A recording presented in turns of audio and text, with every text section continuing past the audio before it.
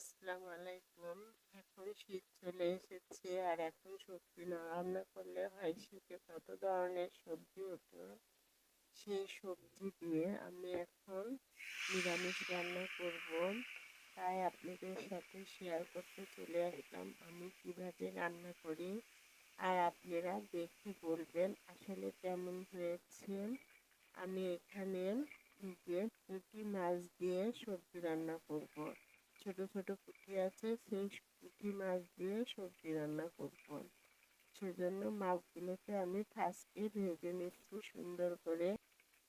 আমার মাছ ভাজা হয়ে গিয়েছে, এখন আমি মাছগুলো তুলে নিচ্ছি। নিয়ে এই তেলেতে আমি এখন ডালের বড়ি আছে না, কুমড়ো ডালের বড়ি, সেই বড়িগুলো এখন আমি এরপরে দিয়ে ভেজে নেব।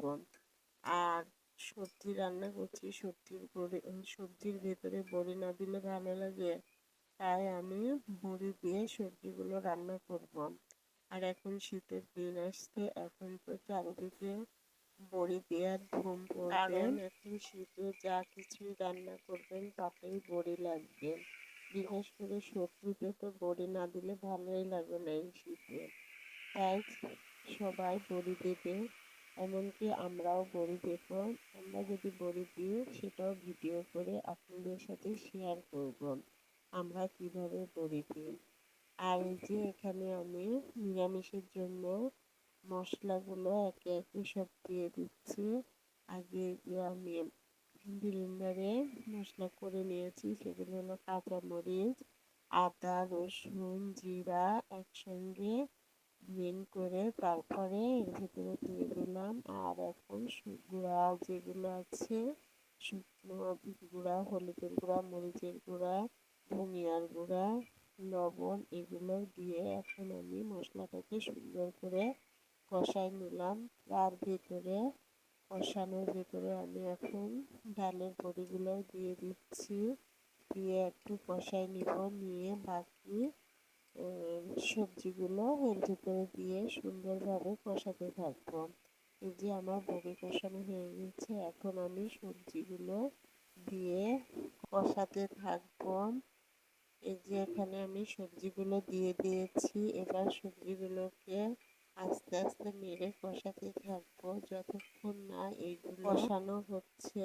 এগুলোকে আমি কষাতে থাকবো, আর ভালো করে কষাতে হবে যেন শক্ত না থাকে। তাই আমি এগুলোকে ভালো করে কষাতে থাকবো। এই যে কিছুক্ষণ পর পর নাড়া দিব আর কষাতে থাকবো। আমার এখানে কষানো হয়ে গিয়েছে, এবার আমি এর ভিতরে পানি দিয়ে দিলাম। পরিমাণ মতো পানি দেব যেন এইগুলো সুন্দরভাবে সিদ্ধ হয়ে যায়। তাই আমি এখানে পানি দিয়ে দিচ্ছি। পানি দেওয়ার পর এটাকে সুন্দর করে ঢেকে দিব। দেওয়ার পর যখন এটা ফুটে উঠবে, তখন যে আমি এই যে পুঁটি মাছগুলো ভেজে রেখেছিলাম, সেই মাছগুলো এর ভেতরে দিয়ে দিলাম। এখন কিছুক্ষণ নাড়াচাড়া করে আবার ঢাকা দিয়ে রেখে দেব। যখন পানিটা কমে আসবে, মাখা মাখা হয়ে আসবে, তখন আমি তরকারিটাকে নামিয়ে নেব। এই যে এখানে কি সুন্দরভাবে ফুটছে। আর আমার রান্নাটা কেমন হয়েছে আপনারা দেখে কমেন্ট করবেন। আর যদি ভালো হয়ে থাকে তাহলে লাইক করবেন, আর সবাই বেশি বেশি করে শেয়ার করবেন। আমি এখানে ধনিয়ার পাতা দিয়ে দিয়েছি, আর আমার রান্নাটাও শেষ হয়ে এসেছে। বলেন তো কেমন হয়েছে। তো আজকে